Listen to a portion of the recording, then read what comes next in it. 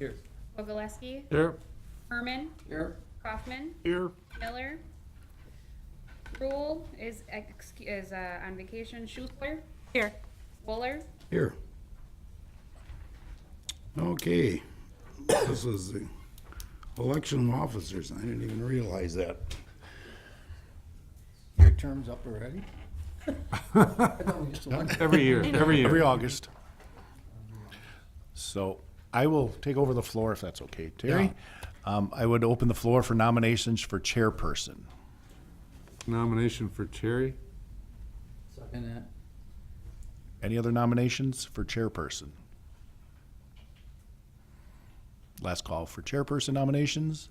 If anybody wants this job, you know, that guy is doing a crappy job or I something. already like had it, that, so you know. I already had So that. anybody that wants it, let me know.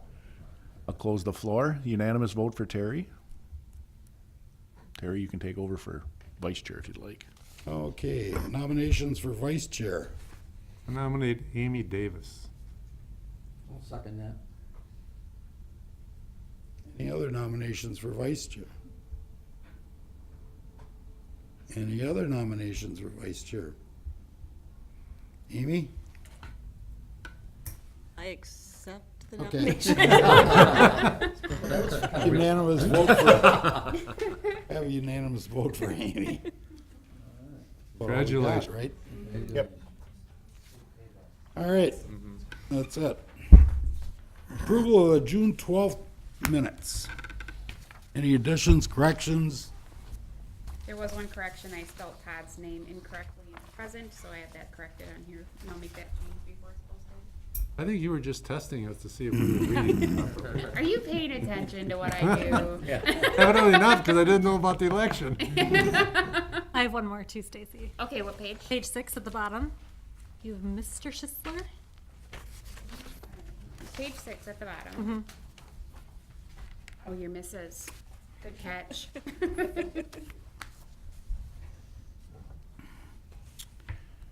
Any other additions or corrections? I make a motion to accept the minutes with the changes. I'll second. All in favor, say aye. Aye. Opposed? Okay, any citizen statements that aren't on the agenda tonight? Nope, okay, we'll get the new business.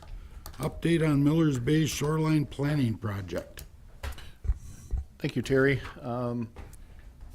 We have requested to have this on the agenda tonight because we have received some comments and some concerns from park board members as well as from some citizens regarding the height of the plants out at the pilot project again. And we have asked Michelle, who's the leader of the shoreline group out there, to give us an update and have some discussion about what is going on this summer and this fall out there. So I'm going to turn it over to Michelle, and then the board can have some discussion with her. There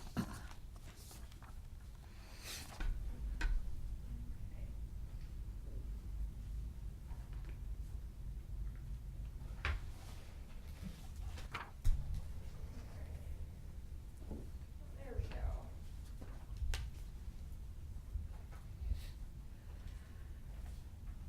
Hi, my name is Michelle Bogdan-Metzel, and I'm the current chair of the Friends of Menominee Park Shoreland. And I have this presentation here tonight to give you an update, kind of a history of the project and things like that. So this is my first time using one of these things, so be kind. Let's try this. Do it with the mouse? That's not that? Okay. Just do it with the mouse. There's another one. Can I do it from here? Yes. Look at that. That's wonderful. Okay. Let's try that instead. Oh, there's a little remote for that one. Okay. Oh, these little Bluetooth remotes. Try it, make sure it's on. Nope. That's okay. I can just use the mouse. It works right there. That's fine. Use the old standby. So I wanted to talk about a little bit of the history of why Oshkosh wants or has shoreline restoration right now. So it's in the Oshkosh Comprehensive Plan. says Oshkosh will protect the city's natural and environmentally sensitive resources. It's in the City of Oshkosh Sustainability Plan. It's in the Vision Oshkosh report, where citizens said what they wanted to see in the City of Oshkosh and what they wanted for it for the future. And overwhelmingly, they supported the natural shoreland, which made the following recommendation: to maintain a minimum vegetative buffer between all water bodies and impervious surfaces outside of the urban waterfront area. This past fall, I don't know why it's cutting off the bottom there. Let me see if I can. Nope. Try to get rid of that bottom bar, but I don't know if it's gonna work.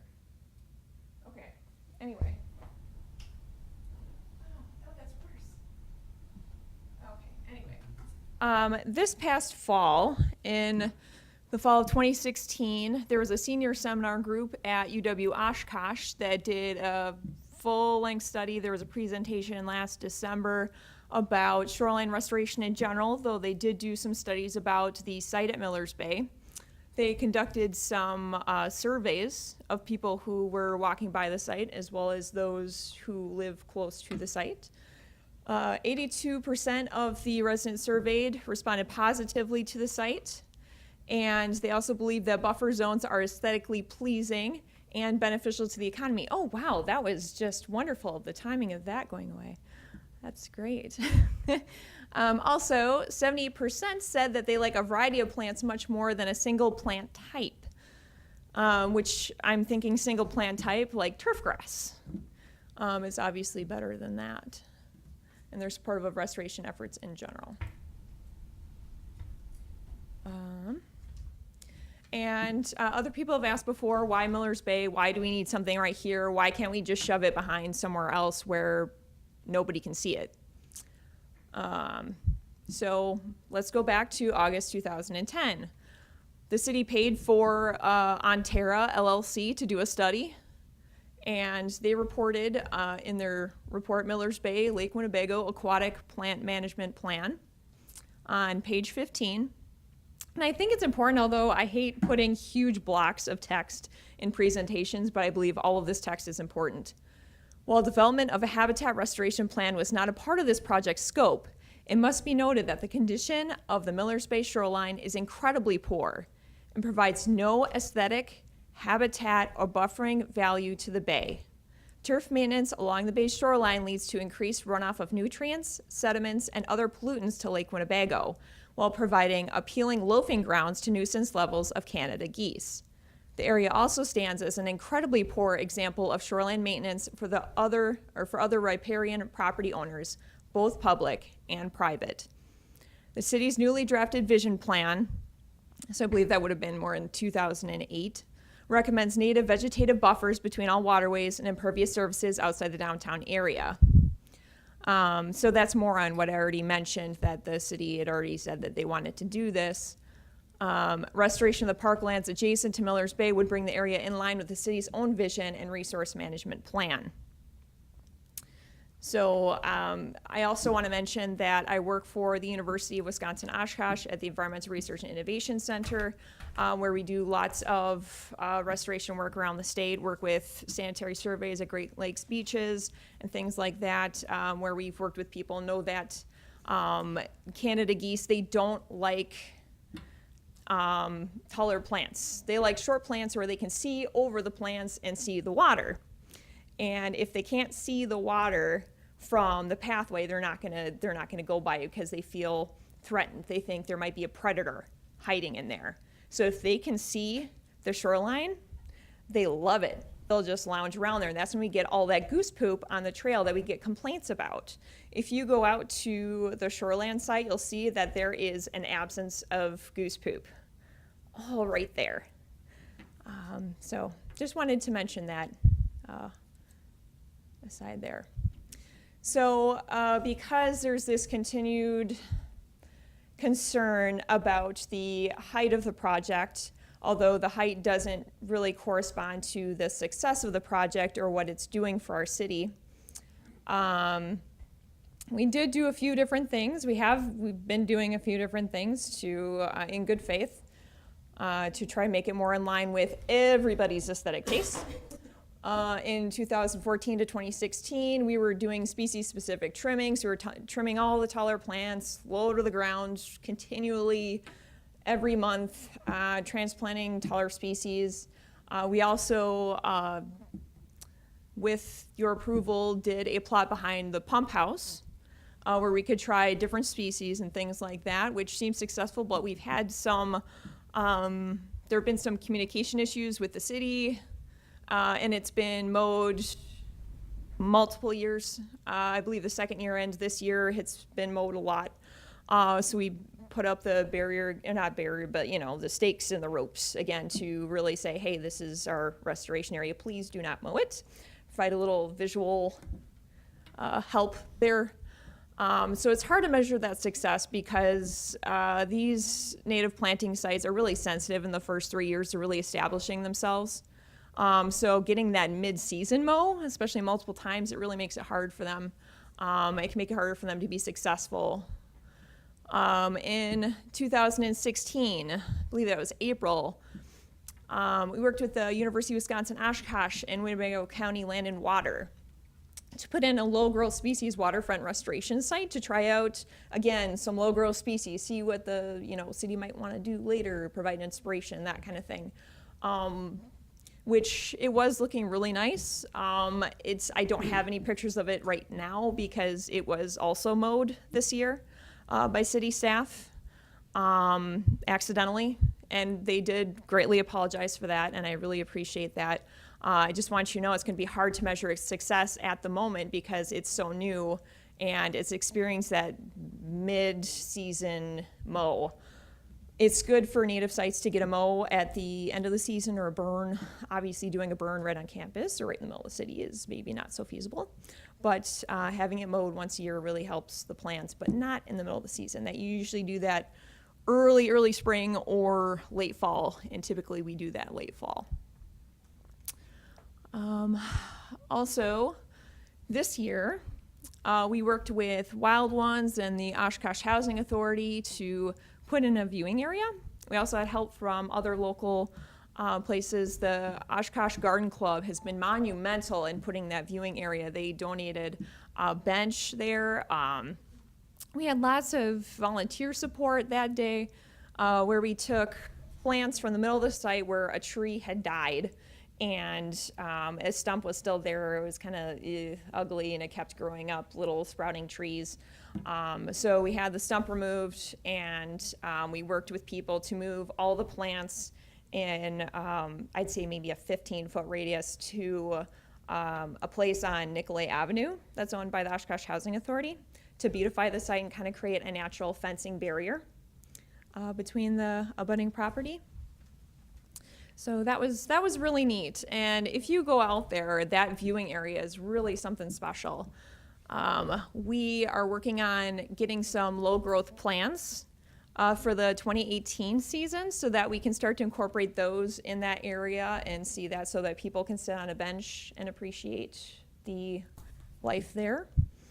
I think a lot of the reason that people didn't go in there before is because they may not have felt comfortable. They didn't know if they could. I'd go out there to work on the site and they'd kind of feel like, oh, should I not, be here taking pictures? But, you go out there now and everybody's taking pictures and they're on the bench anytime I go out there. It's really amazing.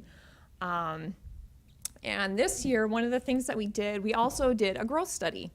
So what that means is we did trimmings of certain parts of the site at different times of the season to see what that would do over the length of the season. So to the west part of the site, kind of closer to the sign, we trimmed in late May. And there's a spot right around the viewing area where we trimmed from tree to tree.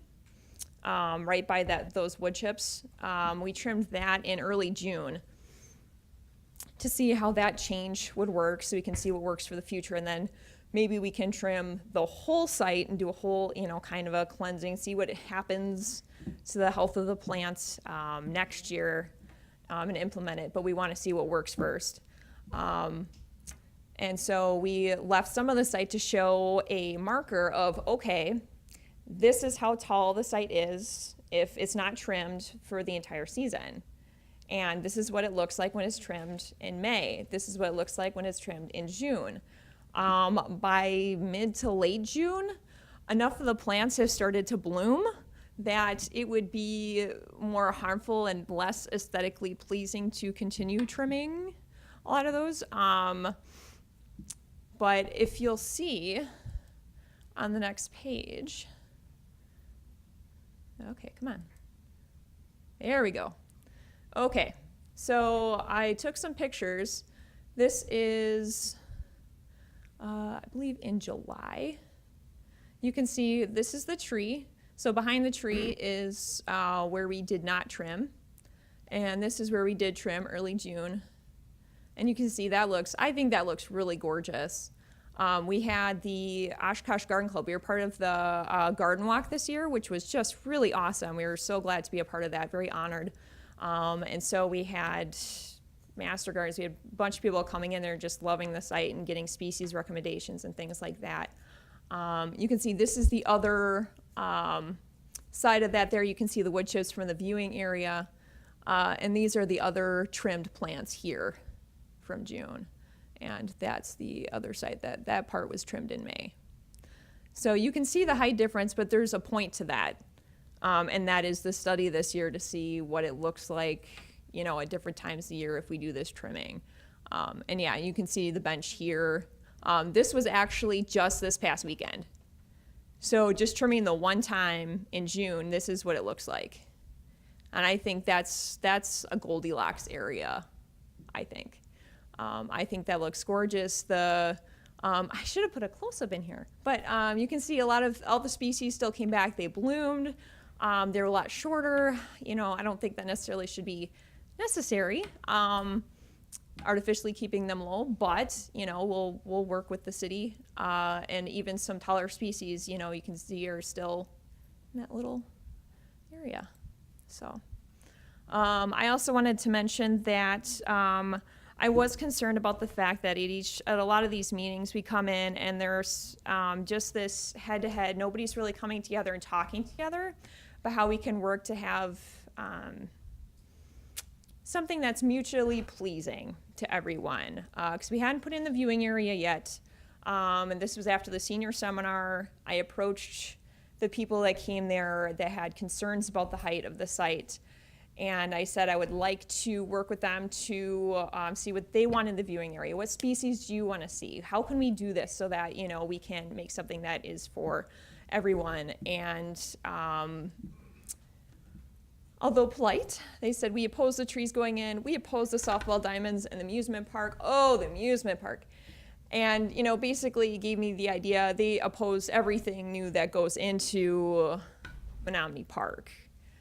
They don't like the way that it looks. They don't want to see it. They just want to see the turf grass and the lake, and anything else just looks ugly to them. They don't want to see it. They just want to see the water. So I don't necessarily think that it's a good idea to just formulate our plans and what we think that the site should look like just based on those opinions. We still have trees in Menominee Park, even though that was opposed. Same with the diamonds. Same with the amusement park. I don't think this should be any different. And I've actually had more negative responses when I have trimmed later in the season. In 2016, when we were trimming the tall plants, namely the cut plants down and different things, when the bees were out and just loving them, people were like, why are you doing that? I'm like, well, some people don't like the height. I'm like, well, isn't that the point? Isn't this nice? Isn't this gorgeous? Why would you do that? And so I had a woman come up in a wheelchair who was enjoying the site, and she said that this is the only site she can wheel her wheelchair up and actually enjoy these plants. I've had so many people upset about the opposition to the site or trimming the site down and keeping it in a certain way, trying to make it look like a really manicured garden, and with native plants, that's not what it's going to be. I do think it's aesthetically pleasing, and as we've shown in surveys, 82% of people in Oshkosh that walk by the site also think that it's aesthetically pleasing. And I don't think that should be our main concern. I think our main concern should be, what does it do for the city of Oshkosh? And what does it do for our economy in helping the water quality of the city of Oshkosh? And I think the overall general public enjoyment as well. So I already kind of went into that, but in conclusion, I would hope that the Parks Board would want to renew the 3-year pilot project. I believe that's up in October, but I just wanted to mention that. And just mention that would be in line with what the city of Oshkosh and its residents want for the majority. I believe that the board recommending to not renew the project would set a bad precedent that if a few people complain enough and loud enough that, eventually we'll listen and have to take that down even if it's not in the best interest of the city. And I just wanted to say that the Friends of Menominee Park Shoreland would love to continue conducting studies and help the city determine what the best species are and methods to use to restore the Menominee Park Shoreland. That's my presentation, so now taking any questions? Yeah, I've only been on the park board 2 years, so I can't go back to when the agreement was made. When the agreement was made, what was the agreement on the height of the? I think the original plan was 2 feet in height, and anybody who knows about native plants. That being said, did you come back to the board to ask for your pilot study? And She ask was not the for- original chairperson of this project. That is correct. I became But the this- chair in but- 2000. And He is correct. It was That's supposed to be fine. a I guess my 2-foot. comment is, Yeah. is when you alter the plan, don't you have to go back to the original people that approved it, to what you're doing? Instead of just going ahead and doing whatever you think is correct? Well, that's not really what we did. We didn't just knowingly change this and do this. What happened was the city went with the low bid for the seed, and it turns out that it was supposed to be a low growth seed mix, and the seed mix had some volunteer species in it that were of a taller species. So that's something that happened. That's just one of the things that wasn't planned. So we've been doing studies every year and trying to work with the board to figure out what we can do with that. And so I think that we've been pretty agreeable to working with that. But we've also mentioned every time we've come here that 2 feet is not attainable for native plants, like a set 2 feet. That's not something that it's been noted that that was a mistake on the part of the city. That's not something that should have been in there. Don't say part of the No, city. no. No, not part of the city. Part of your board said that. Yeah, I know you're coming in secondhand, but when it first came in, you agreed on 2 feet. That grew to 3. And we allowed that. But now we're at 7. That grew to 3. Now, I'm not even talking the first few years, because they lied to us the first 2 years steady. And we Lied? know what happened there. Now, when you came back and you got on there, we said, fine, you were gonna make everything all right. And you said you were gonna keep them down, and you were gonna keep them trimmed. That's what you came to us with. So we sat here, those guys argued, and I said, well, let's make it 3 foot, or if you go a little bit more, that's fine. Just so we don't have trees growing out there. We got trees growing out there now. And the thing is, you promised us, and you promised us you'd keep them cut down. Now, you decided on your own with the group that you were gonna see if you could grow some more and what it would be like to have them 7 foot tall. And you never came back to us and said, now look it, what we're gonna do now is we're gonna trim these in July, we're gonna trim these in June, we're gonna trim these in, I don't care, Christmas Day. And we're gonna see which is better. You never came to us with that.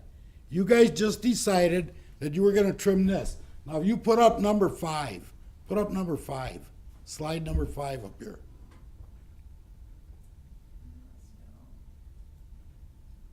Uh-huh. Okay. This here is good. This is very marginal. That is not at all. That is not what we agreed to at all. I think you That's what mistake the you went ahead intention. and did. I think you mistake the intention of what the study is. The study is not to say No, what's no, better no, or no, I what's know what the not. study is. You came to us and you told us, now you're changing the study. If you wanna change something, you come to us and say, now we're gonna make it 7 foot and see how we vote. What we had done is when we did the plan and we said we were going to try trimming at different times during the season. No, to no, see- no, no, no, no, No, no. no. You look back at the minutes. Yeah. I've been here longer, almost as old as you are. Now I know what's going on. You're just doing it on your own because that isn't what you told us. We agreed, we were all agreeing here. Everybody in the room was agreeing that you were gonna keep them trimmed, and I said, that's fine. 3, even if you get a little bit, you can't Well, I wouldn't sit and even- measure 3 feet something, was but it. 3 foot was it. And that's what we said. And that's what you said, yep, we're gonna keep them trimmed. Now, that isn't getting trimmed. You took that upon yourself to do that, and we didn't know anything about it. So don't say that we agreed on this, that you were gonna trim at different parts of the season. No, that isn't in the minutes. That was never even told to us. Well, I think if What I want people to do is come here and tell me the truth. If somebody's what- gotta lie to me to get something, then it's not gonna happen. I'm sorry, let me be clearer. It's not what I submitted to your advisory board, it's what I submitted to the city as our plan, what we are intending to do with the site. So you didn't tell us. You're changing that, right? Bill, did it come to you? No, it did not. I guess that's my only concern. I think everything and all the emails I received, I support it tremendously. But when you alter the plan without going back to the board or altering, I mean, you know, as a city council member, that would be true to almost anything that we do on our level, that when we approve something, it has to be done through the approval process. And if you want to try an experiment, that, I don't think any of us would have probably been against that if you would have came back through the board. You can't just randomly say, well, we disagree, so we're gonna do it this way anyways, because this is the way it should be done. And it might need to be done that way, I don't know. I'm not a horticulturalist by any means, so, but I think when you alter the plans, you have to go back through the process. That's my only concern. Well, What you're doing is awesome, I think, and I think it has made a difference down there. But I also get the complaints of the citizens that don't like the height. And I didn't do a survey or anything like that, like you did, which is awesome, but. and it wasn't conducted by me, it was Yeah, conducted by the. but I'm just OMC. concerned that you're altering the plan without proper approval. That's my biggest concern. I don't think anybody on the board is against shoreline restoration. You know, it'd be silly for us to be against that. What we're against is not getting what we were told. You know, if that stuff was in my neighbor's yard, This is what we were told we were gonna get right here. So now cut the rest of it down so it's all like this. well, if that And tall don't stuff was in my don't neighbor's yard, we experiment. called them a city. What if your neighbor had that growth in his front yard? Would you like it? If it was next to the lake and was going to protect its water What if it was in quality, your front yard? if I knew the aesthetic and the benefit of these plants, yes, because I'm well educated on the plants and their benefits, I believe, but Of a planting I in your don't- front yard? I rent, so. You might have to take those and plant them there. But thank you.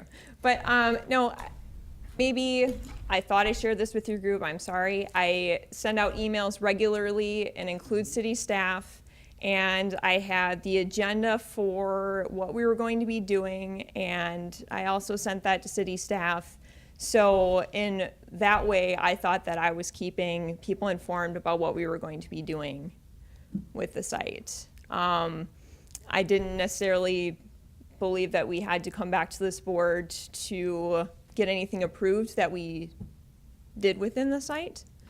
I don't know if that's been something that we've had to do. I guess I need to speak for our department because I don't recall seeing a lot of your emails. I'm getting copied on some that went over for the last 5 to 7 days after we asked you to be here that we weren't copied on. So I'm getting getting those from whether it's a council member or a park board member. So I'm not sure if, the communication definitely needs to improve. And I think when you're taking stuff to your group, maybe we need to be part of talking about some of what's going on your agenda if it deals with this plot. So definitely the communication has to improve, but I don't recall seeing any recent emails, especially over the weekend when other people were getting those for this meeting, so. Sure, and maybe that's just updating. I have an email list that I BCC everyone, so I just add them to the Shoreland group, whoever signed up to be a part of those emails. So I don't think everybody is on that list. So I can certainly make sure that every one of the Advisory Parks Board members is on that list. Anybody else? Todd, Amy?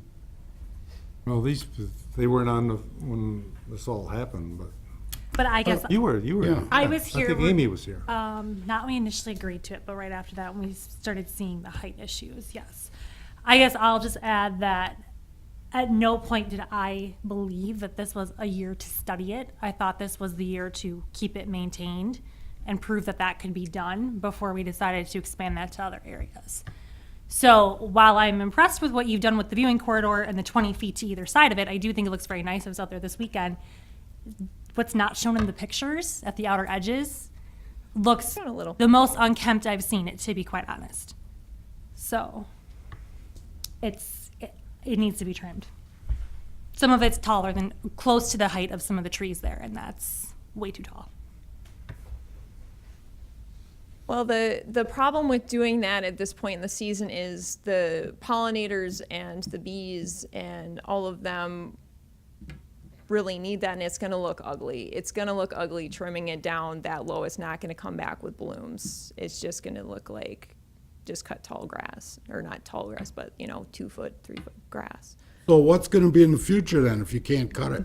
What you're seeing there, we had to do a study to 7 see or if- 8 foot tall? No, what you see in the part that we trimmed in June, because what we needed to do is see what works. This is So- what I wanna see, and this is what you promised us, and this is what we want. And Is I is don't think that clear? should be a determination of what the success of the project is or what has to be either, but Yeah, I would have to say it is. Yes, because it is what too, this yes. board wants to see, and I think even our South Park restoration project is geared on that level of height. That's what this board's role is, to then pass it to council to approve, and that's what we're approving, is what this board recommends. And if the board recommends that height, doesn't matter what the other height really is, because that's not what they want.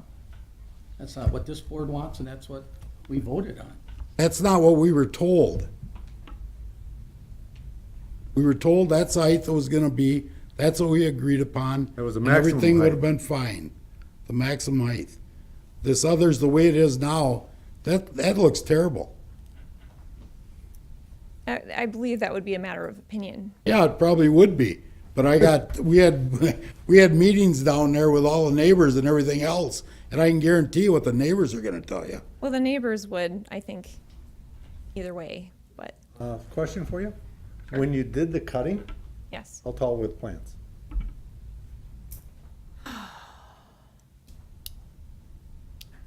I want to say they were probably about 3 feet.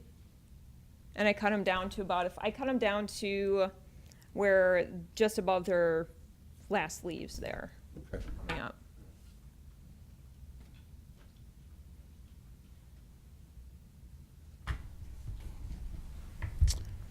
Well, I think, we kinda made it known what we want.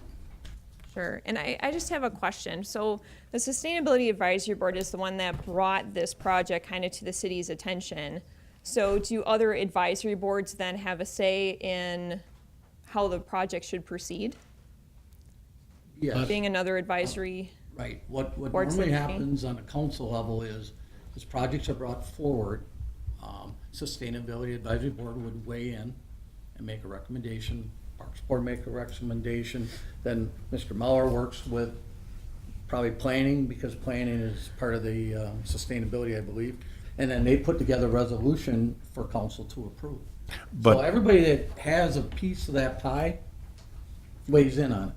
And then from there, it gets forwarded to council for a vote to approve a resolution to what it would be. And there's not one council member, I'm not speaking for all of them, obviously, but I would think they all would support the overall project and the sustainability side of it and the benefits of it. But I think they're concerned too, because when we were at National Night Out, we heard from quite a few neighbors, and of course, that's the whole Menominee South District, were very upset about, they liked some of it, but not some of it. So I think we have to come to a compromise. I just need to, none of this has gone to the common council. It Right. has always been to the Parks Board Right. because it is a parks-related issue, Right. and by ordinance, this is a Parks Board issue. Right. I'm not saying the Sustainability Board cannot provide input or come to a meeting and have a discussion with the Parks Board, and we could have that at some point.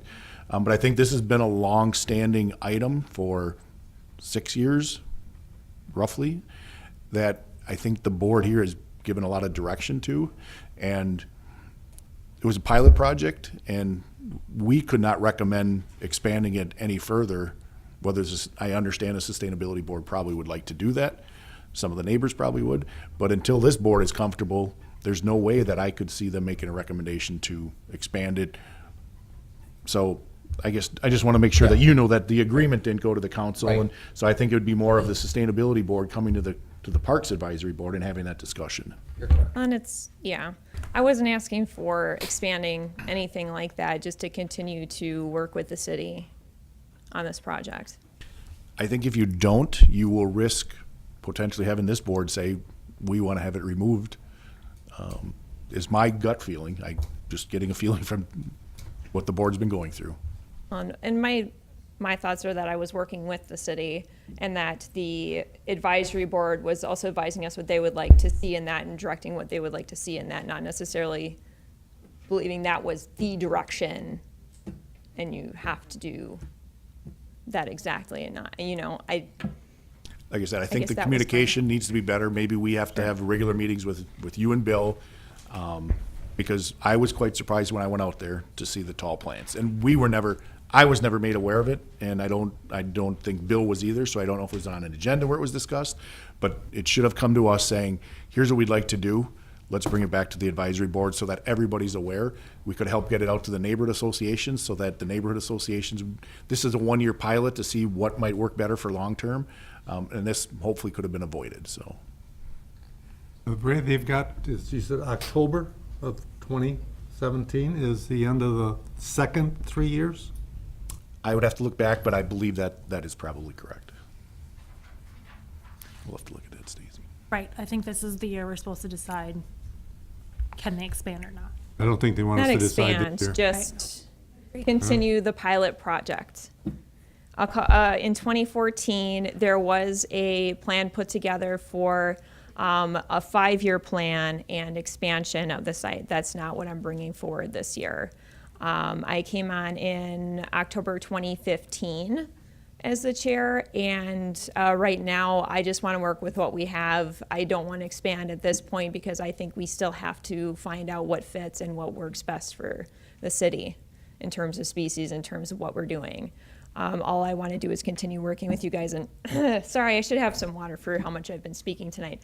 But I'm definitely increase the communication, and I can obviously find all your emails on the city website. So I'll add that to our list of who gets emails every time we send one out. And those come usually at least monthly. And we're out there at least every couple of weeks working on the site and maintaining it, so.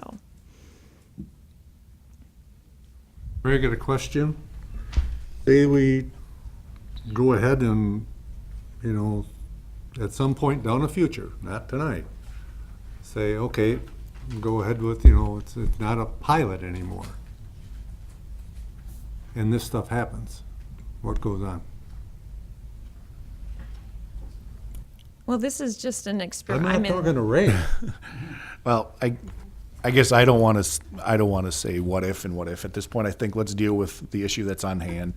I think we've got, with the South Park project coming up, Rettler Corporation is here. We had a good conversation this afternoon about the number of plants they looked at for some of the shoreline restoration in South Park that we're hoping after 2, 3 years of seeing how that does. Maybe that's an opportunity to further expand some areas. And John can touch on that when we are talking about the next item. But I think we'll have a different site to compare it to as well. So I guess let's cross that bridge if we have to, but I think, Okay. let's talk about the current status. And I mean, I would have liked to see the Friends of Menominee Park Shoreland have worked with, or maybe even worked with the city to get somebody professionally in or somebody else to see, what's the best way instead of using mostly seed. Because I've had a lot more education in this, and I got certificate of completion for going through the shoreland restoration training. That's part of UW Stevens Point. And know that when you get a seed mix, it could have some volunteer species no matter what. So really doing plugs, figuring out what species you want, putting them in. I'm not saying this is what all of our shoreland restoration has to look like. I want to work with the city and find out what's going to work, which is why we've made those other sites, especially the one with UW Oshkosh, where UW Oshkosh worked with, the grounds department basically worked with the land and water department, or the Winnebago County Land and Water, to make a low growth area so that you'd have another site to look at as well. So I just wanted to mention that as well. I think it's, if you use plugs and you determine what species you want and actually specifically put those species in, you're gonna see the results that you want more clearly. So what are we planning on doing? I'm sorry, I don't know what you're referring to. We got From here now, 8-foot trees out there on that one end. What are we planning on or- doing? Not trees. Are you talking about the taller plants? Well, I guess that would be a discussion, and I can certainly meet with the city and we can figure out what we want to do at this point. You're gonna meet with Bill? I said I can meet with them. I can talk to them and see if we want to set up a meeting and go over that. That's the one you should be talking to. Yeah, Bill's the one. He's the that city talked. forester. Yes, that's who I would be talking to, yes. All right. So I've been That's what he working asked. with- Yes.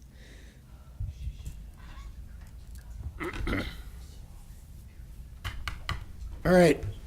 I'm assuming there's other people want to talk on this. Mysteric, I'm assuming does, and a few others. Go ahead. Thank you for your presentation.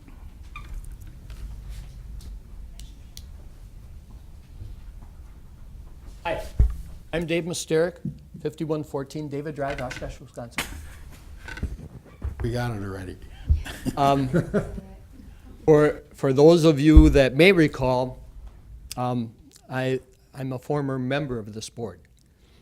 I was on this board for over 10 years. A few years ago, probably at the time when Bill Free was a city engineer, a little while ago. I'm a member of Winnebago Audubon, member of Fox Valley Wild Ones, member of Bluebird Restoration Association of Wisconsin.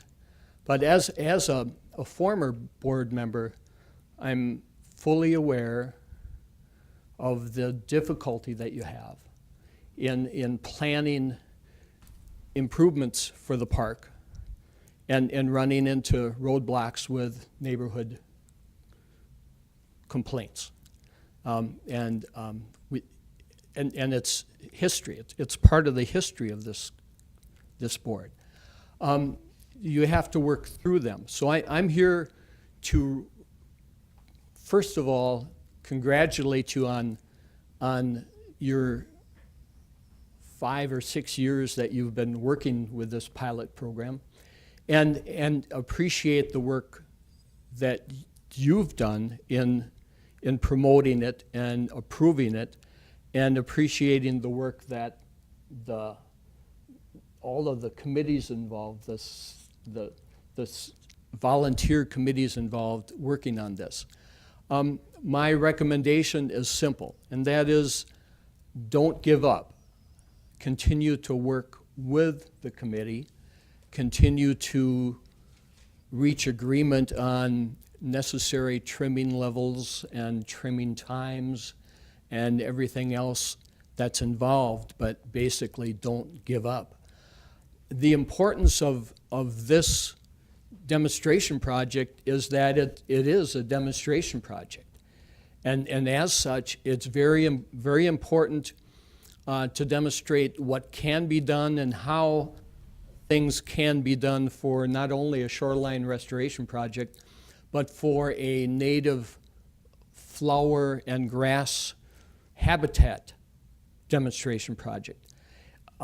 It's neat that this is occurring at its location in Menominee Park. It's neat that it's immediately adjacent to the walking path, that it's very visible to the public, and with the signage that's out there, it's very educational, and that's what I promote. My hope is that my grandchildren and your children can use this park and walk by or be involved in a school trip, in a field trip to this site specifically to study the native habitat, to study the impact of shoreline restoration, to study the value of native plants, to know that certain insects depend on native plants, and without native plants, you won't have those insects.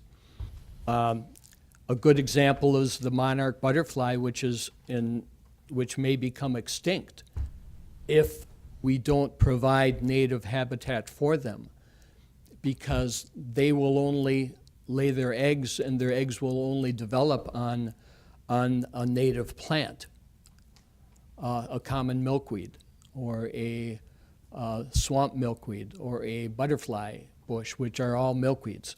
Those are the milkweeds that grow in this part of Wisconsin, and it's very important to promote that type of habitat. And this site will do that. And my hope is that our younger generation can see sites like this and learn from them, and learn of the importance of that habitat, and hopefully take that idea and put that habitat in their backyard, or go home and convince their parents to put that habitat in their backyard with native plants, with native flowers and native grasses.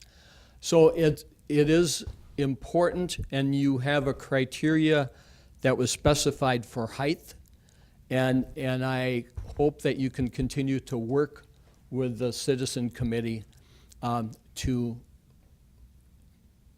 get that goal, to establish that goal and to meet that goal. So my hope is that you'll continue to work with them and don't give up on them, and promote it as an important part of Menominee Park. Thank you. Thanks, Dick. Next.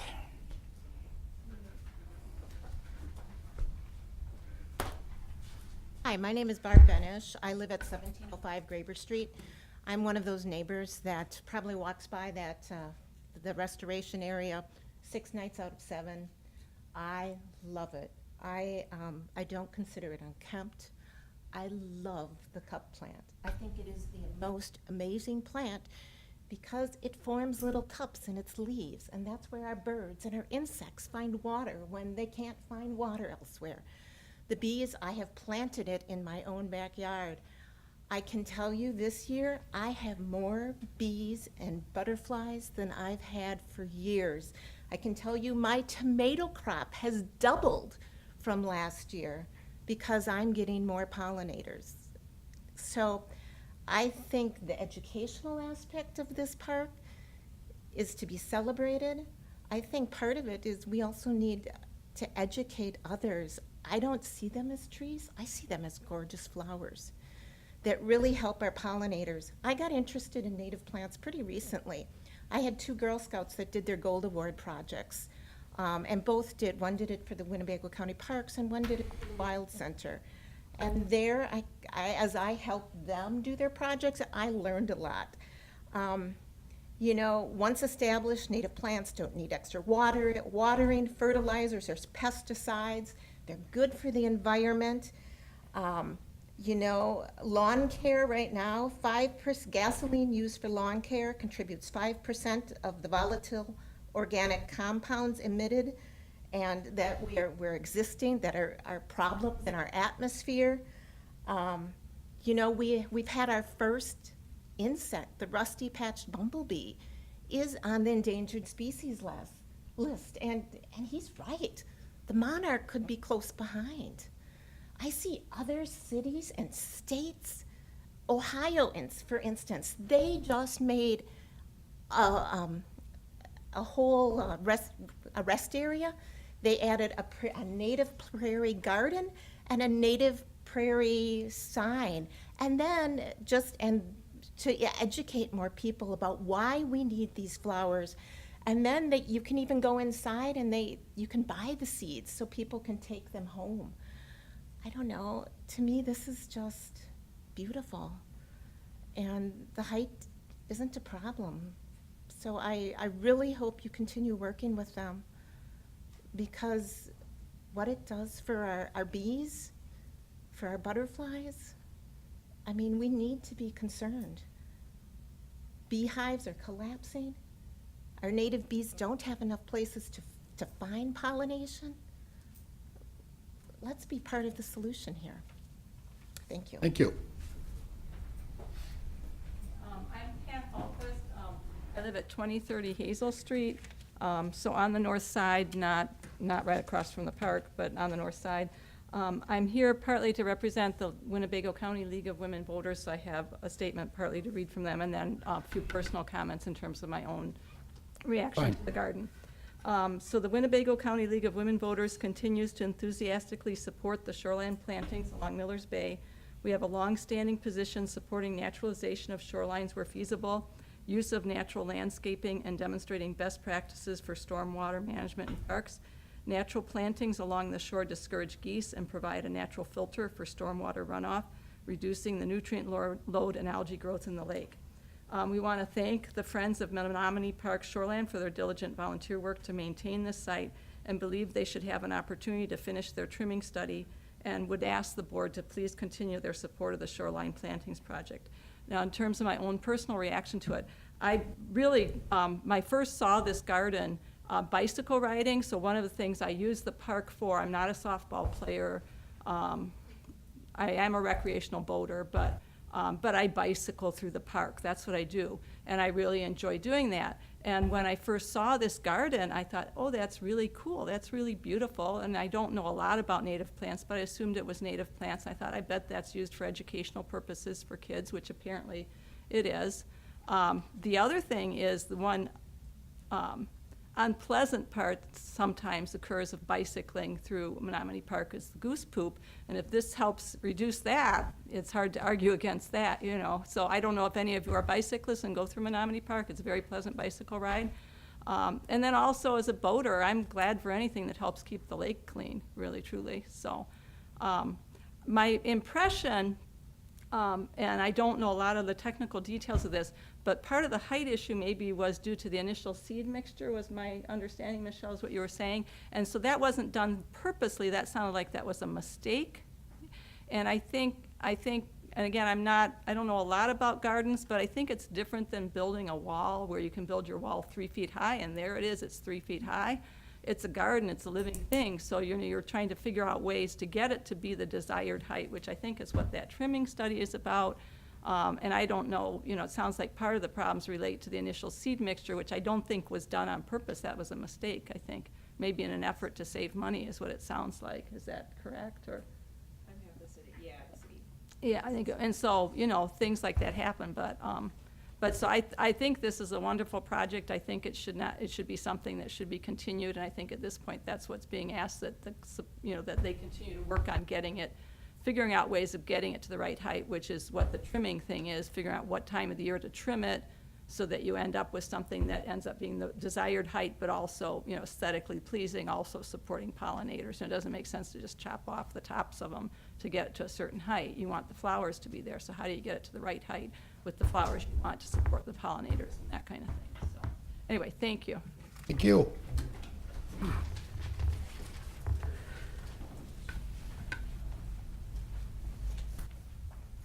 My name is Janet Wisink. Excuse me. I live in Pickett. I don't live in Oshkosh, but grew up here and lived here most of my life. And I work here, I shop here, I spend time in the park here. This is home to me, so this is important to me. I'm here representing Winnebago Audubon Society. I'm president of Winnebago Audubon Society. I'm chairperson of Oshkosh Bird Fest. I'm also a member of the committee, the Shoreline Committee, and I don't have much to add to what everybody else has said, other than that I agree with them and wholeheartedly support the project. And it sounds like we need to work a little bit more on communication, and I think that will be done. We will work with Bill or Ray and whoever else in some future meetings to work things out and communicate better. Thank you. Thank you. My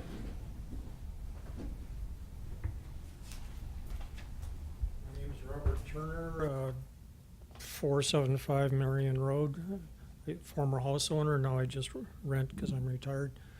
I'm an avid bicycle enthusiast, and I like the flowers. I bike down that path regularly.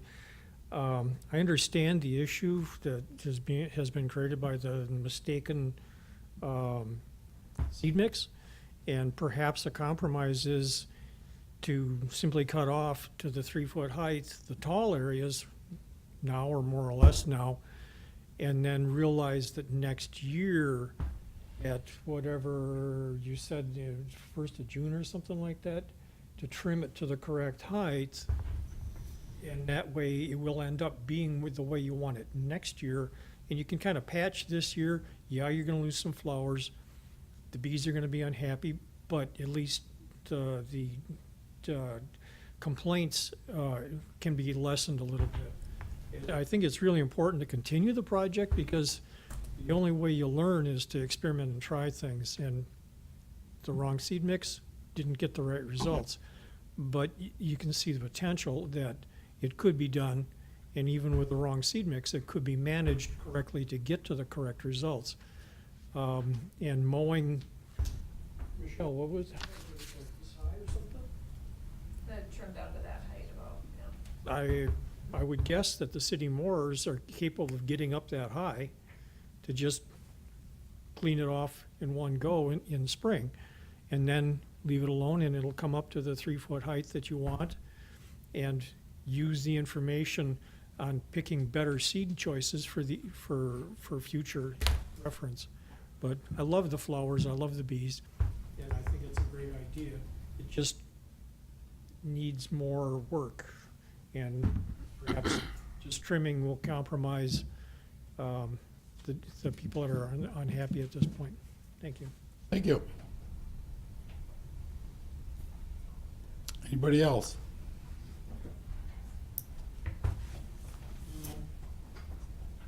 Melanie Leet. I work for Winnebago County Land and Water Conservation Department. I don't want to say anything, but I would like to be involved, Ray, as we proceed. I've been working with her. Let's get together, talk options, and I'd like to be involved and find that happy medium. So Have your address? it's 319 Dale Ave, Oshkosh. So, but I'd like to be involved with that, and let's work together and start that communication trail and move forward. So that's all I had. Okay, thank you. Anybody else? Okay, Michelle, as far as I'm concerned, I'll say what I think, in my opinion. The rest of the board can see what they do. We never said we were gonna tell you to rip it out. I'm assuming that's what you thought. We were gonna come in here and say, rip it out. We aren't doing that. And we never even thought about doing that. What we want is to get it down to the right height. You took it down on me. But anyway, we want it at low height. And that's what you promised. That's what your predecessor promised, and it hasn't happened. This part where the trimming part, now it's higher than it ever was now. We don't want that. We're not telling you to rip it out. We're telling you to do what you told us to do. That's all we want. Do what you told us you were gonna do. You were coming in, you were our savior. Because the last guy didn't do it at all. You were gonna be our savior. Even Ray said, oh yeah, she's gonna do a better job. I won't listen to him anymore either. But that's what we want. We're not a bunch of bad guys here. We're not telling you to rip Well, it not all. all of us, you know. Well, Bill is. might be. Bill is.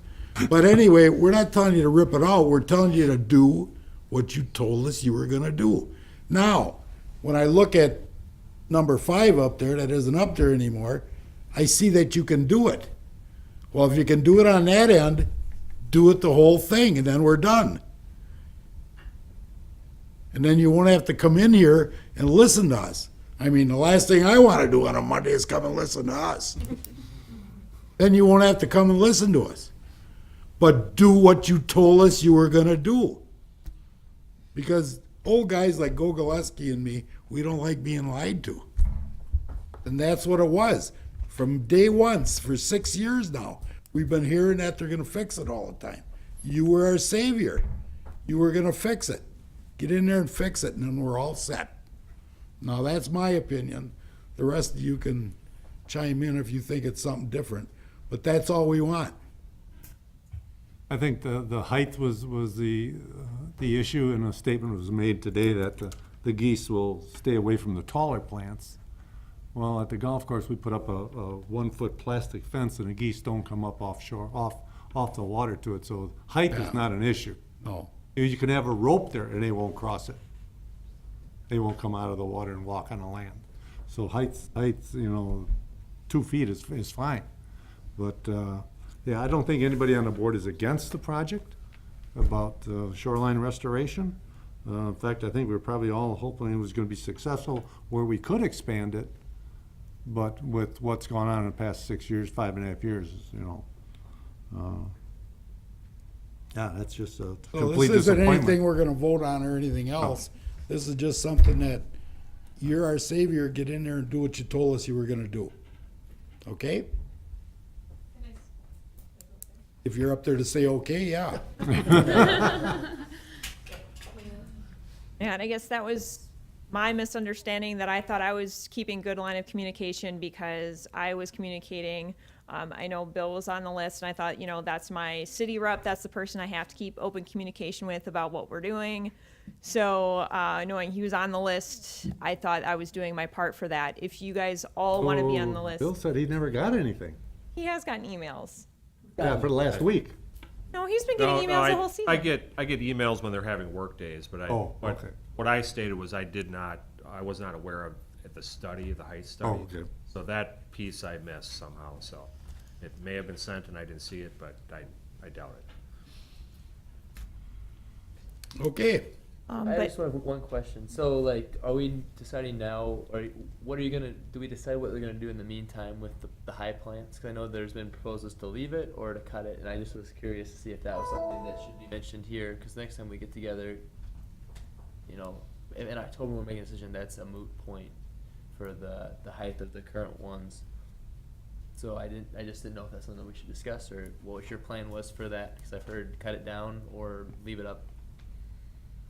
Well, I was thinking that the advisory parks board would make, your recommendation to what we should do, and then I would discuss it with the city, and we would, incorporate all of that into what we decide to do for the rest of the season. City's right there.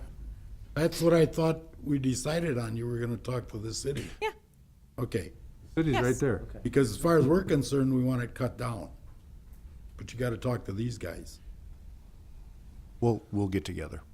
Well, I think the key thing too for this board, and to your comment, is that by the time it comes back in October, I think you said September, October, is that the agreement that you have with city and city staff is being met, and then it shouldn't be a problem approving another 3 years. I don't know about 3. Well, it gets mowed Or in whatever November it is, anyway. but so. I guess whatever the agreement is that your organization agreed with the city has to be met. That's all there is to it, whatever that is. Okay, thank you.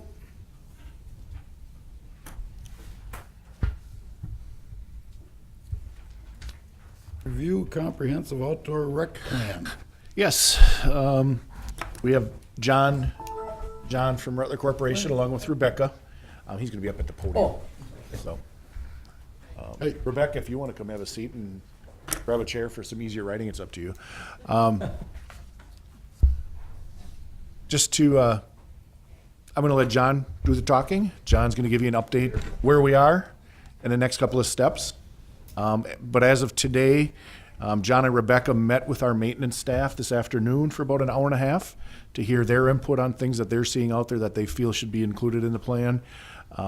Right after that, they met with our management, their supervisory staff for about another hour to hear from us. And they're here tonight to let you know where we're at in the process. I think the biggest thing we talked about for tonight in your package you received, what I like to refer to as the action plan. If you recall, what we try to do is give a high, medium, or low priority to many of these projects. If it's high, we try to accomplish that based on city funding in the next 5 years through our capital projects. If it's a medium, 5 to 10 years. And if it's low, it's out 10 years or more. So what we've done is updated the list, and John's gonna run through this. We don't have to spend a lot of time, but I'd like to hear if there's any changes the board would like to recommend on any of these high, medium, or lows, or if there's other projects to add, so. Yep, thank you very much, Ray. John Kinnear, Rutler Corporation President. We're happy to be working on the Comprehensive Outdoor Recreation Plan, the 2017 update. Just wanted to go through generally what we're gonna go review tonight is the progress to date, the remaining tasks. Just a brief review of the park location map for reference, then look at the general recommendations, and specifically, like Ray mentioned, we wanna go through these specific proposals, and what I'll do is just read through them. You've had a chance to review the updated priorities and project lists. We'll go through those quickly and then see if you have any comments. So with that, this you don't need to read, don't worry about that, but we have our progress to date. This is a jumpy mouse, excuse me. The sections included, the next slide here that I'll get to is the remaining tasks. We've already looked at the executive summary, the introduction, community description, park system standards, the inventory and analysis, the park matrix facility updates. We're working on that section, and we'll finalize that as all the sections come in. Additional green space facilities inventory. We're waiting on a few pieces of information with school district update. The needs assessment, online surveys, that's work in progress right now. Actually, we did meet on that today to look at getting those out online and getting that out to the community. Specific proposals, we'll go through those in full with the priority updates. And then after we have those priority updates, we'll have the capital improvement schedule updated on today's results. We looked at the maintenance plan funding and references, and again, the park appendices have been updated. So really we're closing in on the last few sections of this in preparation for late October, early November completion of the comprehensive outdoor recreation plan, and we're moving toward that. Tonight's meeting will be very critical in getting that finished.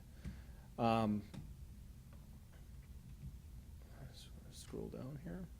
Again, I think we're all very familiar with all the parks. We've got our map updated. We have this here for reference if we need it as we go through. The general recommendations were in your packet. If there are any questions on those, we can go through those tonight. But that was in regards to just the planning, acquisition, parkland dedication, et cetera, the subdivision ordinances. John, those sections were not included. Oh, we didn't have those included? Nope, it'll be in the next, the draft document. my That hasn't changed much, so. Right, it's a brief review of what was in, so I apologize, Ray, I thought those did go out.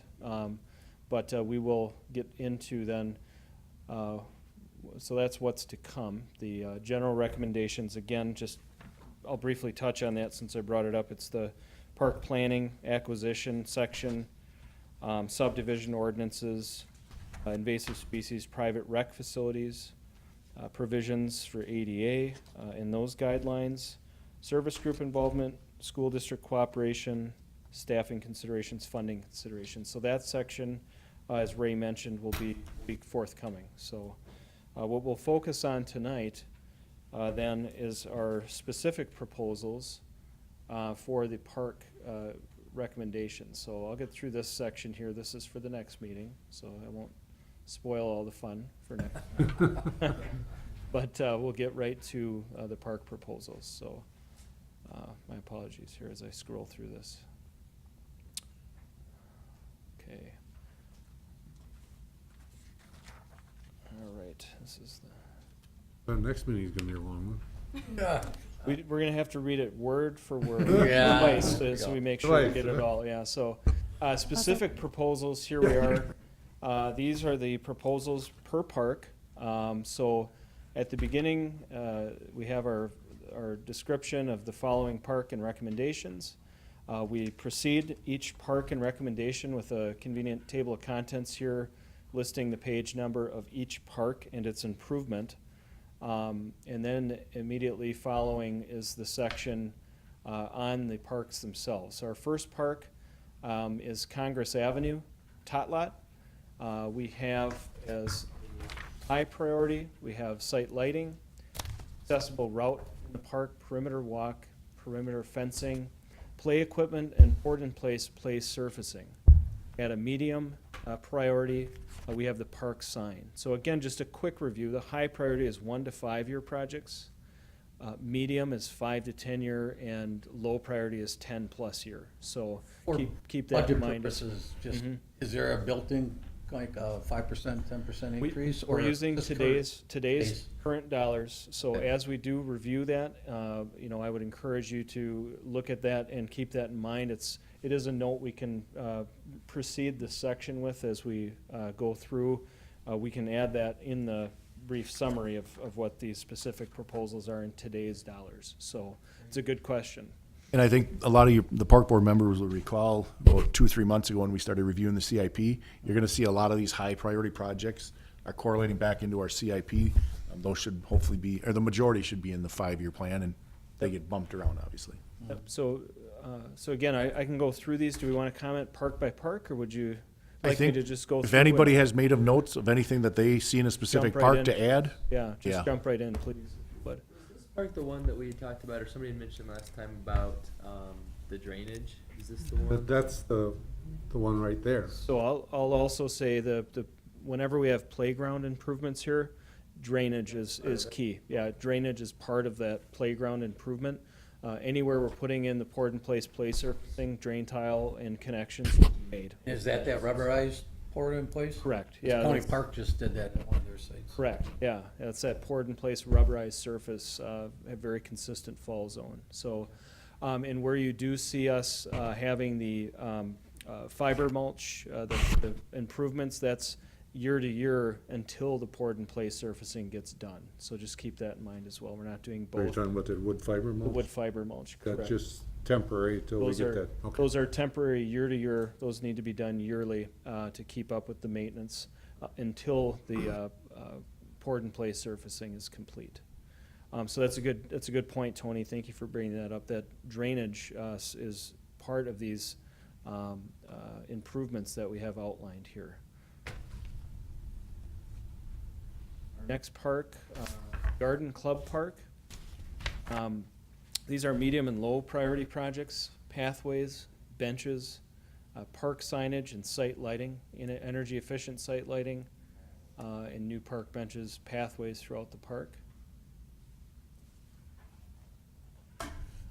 William Waters, currently being designed by the city. We had that, but we had a note from this afternoon, Ray, which was, that is designed and. Nope, this one is currently being designed. This one is currently Boatworks being is- designed. Boatworks, thank you. Okay. So anytime we have a project that has its own master plan or has a plan in progress, those we refer to in the document, that there's a plan in progress or a master plan to refer to with a detailed cost estimate.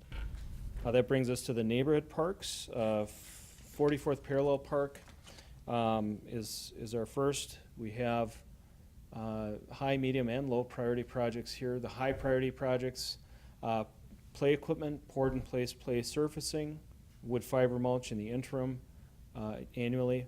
We have ball field improvements. We have the perimeter walk and accessible routes. Medium priority projects, we have site lighting, park sign, benches.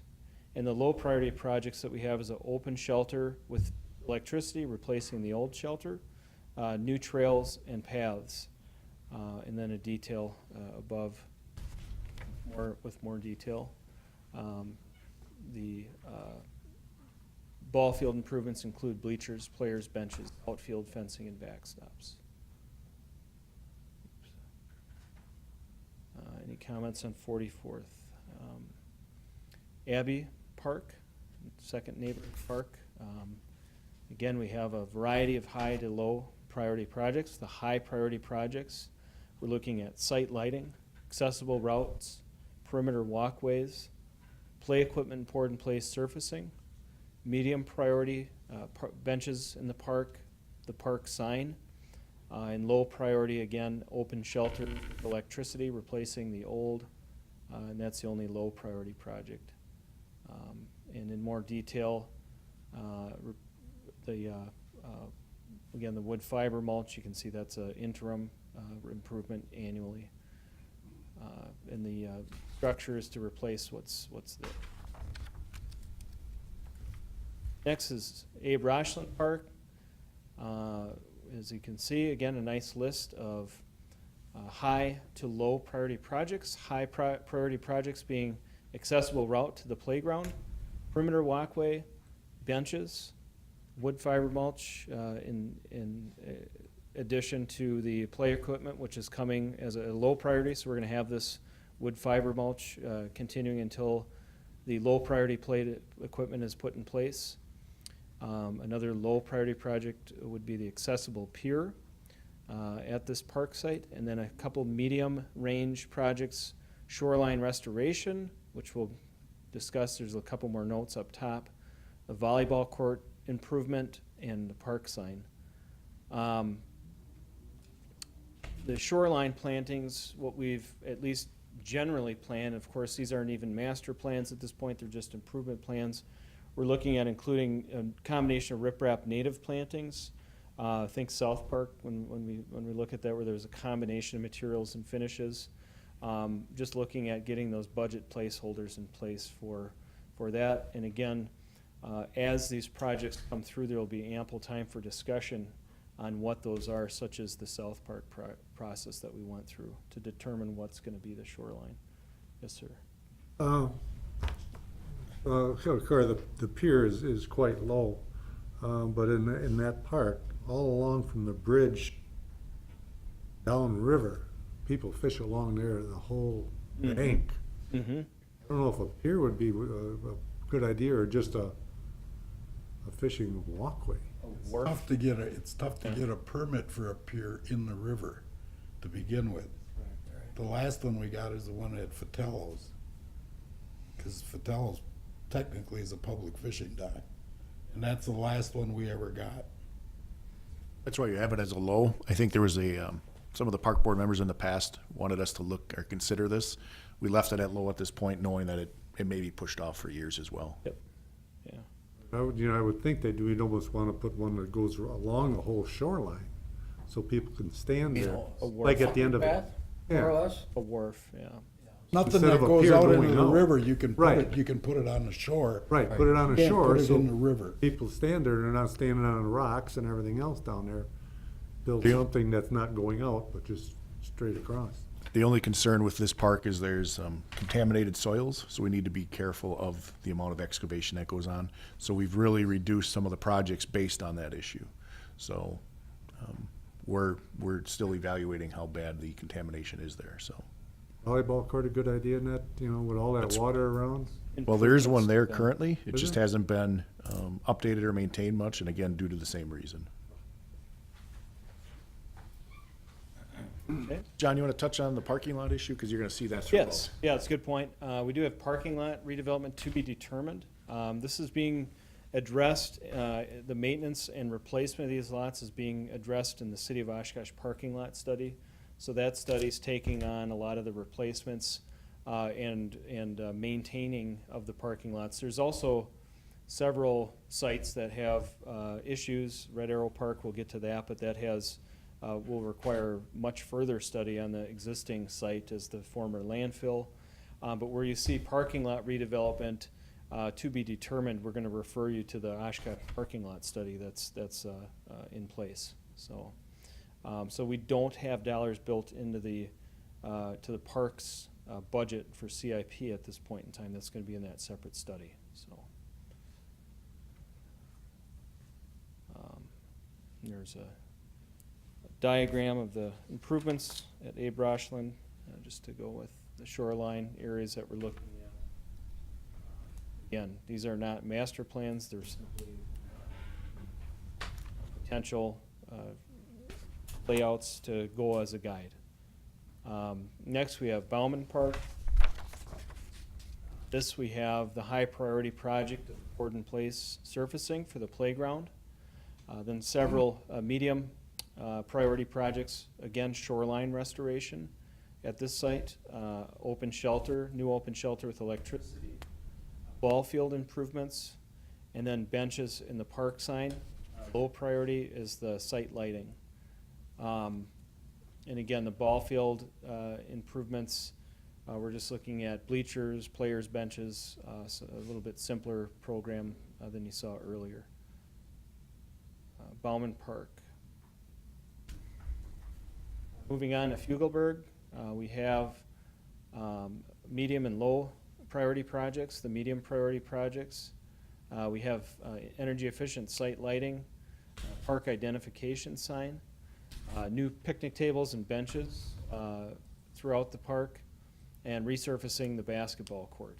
Low priority, we have replacing the perimeter fencing at Fugelberg Park.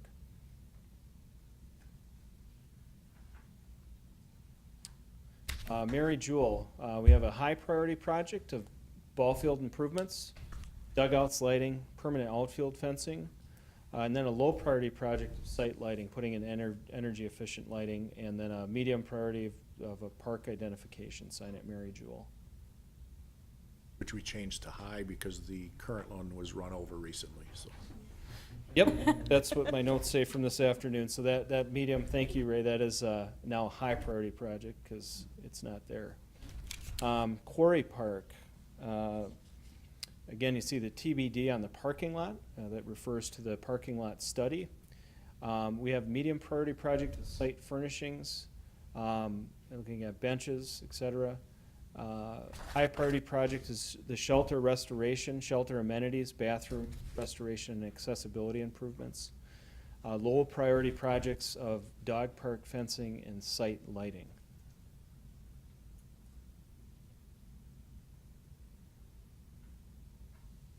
Okay, Rowe Park. We have two high priority projects related. Of course, it's the Porden Place surfacing and play equipment. Again, mulch as needed. And then the medium priority project of site furnishings for the park as well. We don't give you the year the playground equipment was installed in this section, but an earlier section in the entire document will tell you when each site had the playground equipment installed. So it's in the document, and that's how we start programming when it has to be replaced after about 15 to 17 years. So all these high priority play equipment projects, they're at their 10, 12-year mark or more. We'd like them to get on that 15-year cycle. So most of what you see here for replacement is truly high priority. They're much older. So Rowe Park, we just went through this. The next park we have is Stevens Park. We have high priority is site lighting, energy efficient site lighting. Medium, we have two park signs, park identification signs at this site. And again, the play equipment and Porden Place play surfacing. And then low priority for the project would be resurfacing the tennis courts. Stevens Park. And there's a map for reference on those areas where the park signs would go at the ends.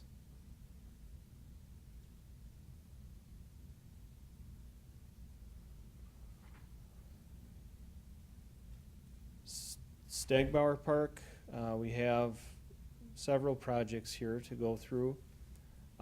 Play equipment, board and play surfacing, high priority. Also the perimeter access walks. Medium priority projects include site lighting, park signage, an overlay of the basketball court, and then the low priority would be the irrigation system at the ball field. Stegbauer Park.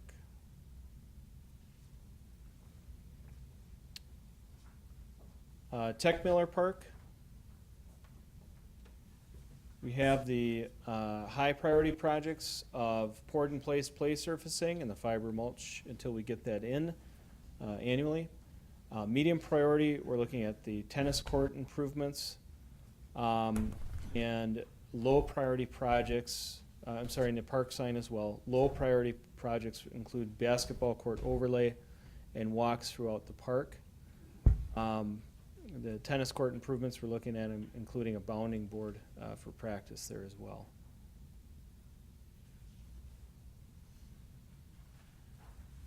There's a map of the proposed improvements.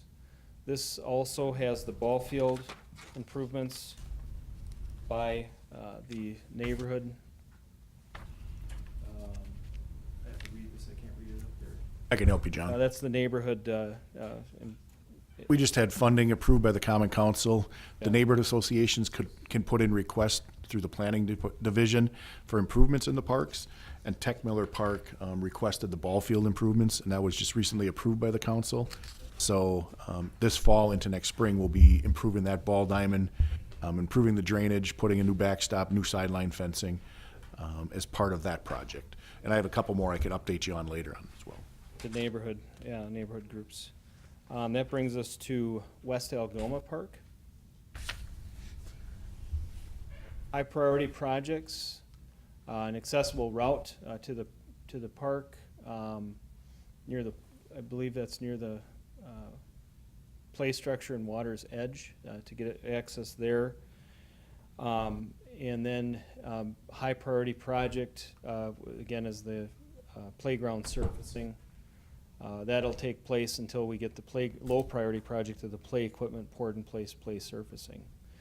Other low priority projects include the open shelter with electricity, site lighting, and a couple medium priority projects of park signage and shoreline restoration at West Algoma.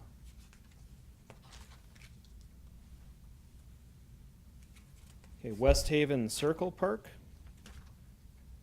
There's quite a few projects here. I think they can. Let's see if they all fit. They do, just barely. High priority projects at West Haven Circle Park include site lighting, accessible routes, perimeter walkways, ball field improvements, basketball court resurfacing, restroom renovation, pathways, play equipment and poured in place surfacing. The medium priority projects would be the new park sign and tennis court improvements, and the low priority project of the splash pad. So that's a future project a ways out. And in relation to that is you can see those improvements here. Where did we come up with a splash pad? That was included in the last update of the corp. It was citizen input. They wanted to see one on the west side of the city. And I can't recall, there was another park, but we limited to West Haven because it's on the west side and they don't really have a splash park on that side. Right. And again, it is low priority, so that's a 10-plus year addition but it is part of that citizen survey feedback that we got to include in the last. I think, Terry, we talked about that being on the west side of 41. Well, I'm just saying, if we start putting splash pads in parks, I mean, don't you have to have lifeguards and everything else? No, not a splash pad. You don't have to. You don't have to have any supervision around a splash pad. We have it at South Park currently and it's heavily used. Oh, I know that, yeah. But I mean, we aren't gonna put them in every park now. We are not proposing any other parks other than West Haven because it's on the west side, and it was part of the survey from the citizens over there. there's the state requirements for splash pads too that have the different levels of involvement, where you need lifeguards, where you don't, where you need the bathroom amenities, where you don't. So when we get to that point, we can review those different levels of splash pad as well. I think for what you see here, we're looking at a basic splash pad provision. $150,000 allotment's going to get you a nice small spray features and a couple of ground features. Won't have anything wading or swimming related. So that brings us to the community parks, Menominee Park and Rainbow Memorial Park. We're looking at and referring you to the master plans that are in place. In the Menominee Park plan, we're going to add the note to refer to the zoo master plan as well that's recently been completed. So we'll have reference to that. And that has, each one of those plans has a very specific development cost and priority. Can you go back there? Where is it? Should South Park be on that page, or is it addressed somewhere else? It's right after Red Arrow Park. If you go in the order of Okay. the content, So, Menominee, Rainbow, south Red is Arrow. after, Okay. it just so happens Menominee and Rainbow Memorial are the first two in their All right, I didn't know if I master missed- plan. Thank you. No, that's good. Then, yeah, that's right. These do go in order of the list on the parks. So, the next park is Red Arrow Park. And we did add, that's a high priority project of a flagpole at $2,000, so that's something we'll see added to this. Other high priority projects here are the site lighting and the wood fiber mulch until we can do the medium priority play equipment and poured in place surfacing. Skate park restoration, also a medium priority project, open shelter with electricity, and the park sign. Again, especially here, the parking lot needs further study, and we'll refer to that parking lot study and other studies on this site as well. You had a note here, John, about the future use due to Yeah. history and that. How important is that? I mean, is that? I think it's quite important, you know. So maybe before we stick any more money into this, we need to get that figured Right. out? Right, I think the high priority projects identified, the site lighting, you know, looking at energy efficient lighting there, looking at a flagpole, looking at, you know, maintaining the park playground spaces. I think we can do those high priority items and keep these medium priority, looking at, you know, 5 to 10 year, while looking at beginning the process of studying the limitations of the site, making those determinations for future use. That's why we have that note there, and I did skip over it, but yes, that note's. I quite- just, I quite know it's one of our important. big Yeah. youth baseball facilities with Yes. lights and everything, and if Yeah. all of a sudden, hey, we shouldn't really have this here, we're Yeah. gonna go with it. Yeah, and once the study's done, we'll know, you know, we'll know what to do if we want to keep putting dollars, capital improvement into those ball fields, really dig in and find out what's going on there, and I think those studies will really determine what this looks like and what those medium Okay, good. and other priorities might be for mitigation, if that's And possible. I think, Steve, you're gonna see when the CIP comes to the council, between Jim Collins and Mark Roloff as part of the parking lot study, they're putting a placeholder of probably $1 million just to find out what's going on under the parking lot. And that could play a big role in what happens here, because Okay. I think it's just a placeholder, because that's a big chunk of money to find out what we can and can't do. But I Right. think part of that discussion will be part of Okay. Mark's intended study out there for the parking lot possibly. Right. I have one thing for Red Arrow Park, because we were, as Steve mentioned, I was just out there for T-ball every Sunday for like 2 months. And Yeah. there's several at least one place where very low, like a lot of water collects after rain, so I'm sure Yeah. it's part of the site Yeah, exploration too. but I that's don't- that's the landfill at work there. Yeah, those. The kids love it, I will say that. Yeah, I should They say. don't know the swimming pool. Yeah, splash pad, yeah. I assume, I don't know this for sure, but I assume it's not anything coming up. I think it's that. Thinking. It's that pooling. There's been decomposition there, and it's pooling. I don't know that for sure. I want to be clear on that. I think that's what it is, but that's what you see in your parking lot there. When it rains, you have a little, an extra Well, skating pond. and part of our discussion with our field staff today was one of the buildings that's essentially collapsing. You can Yeah. look at it, it's kind of, Breaking both ends are off, tipping. yeah. But the golf course uses that for golf cart storage at the end of the year. So until we have an alternative for the storage of the golf carts, we're gonna limp that building along. Otherwise, we'd tear it down because it's starting to look pretty bad. But we do have a use for it 4 months out of the year, basically. Yeah, so there's a lot of study to be done there. I think that's still one of the parks that its future is to be determined based on what we find in the future study. South Park, again, we refer you to our master plan that's been completed. Implementation improvements development per the plan. Waterfront recreation parks we moved to 24th Avenue boat launch. High priority projects of electronic pay station, informational kiosk, and pier accessibility. That's an accessible route to the main pier. Medium priority projects of energy efficient lighting and shoreline restoration, including riprap and native plantings, about 1,200 feet of shoreline restoration. And that's what we have for 24th. I don't think we added any notes there. Ray, going back to the 24th. Yep. Electronic pay stations, is that coming out of the boat launch fund? That's where we are proposing it in this year's budget. We have a DNR grant that will pay for, I think, 45%, and that the portion coming out of the boat launch. And right now, we're looking at 3 sites, I believe. I think 24th, Steiger, and was it Mill? Yeah, I thought Mill. We weren't planning for Mill right now because it's so low utilized. 24th, Fugelberg, and Steiger to start out to see how they do at this Okay. point.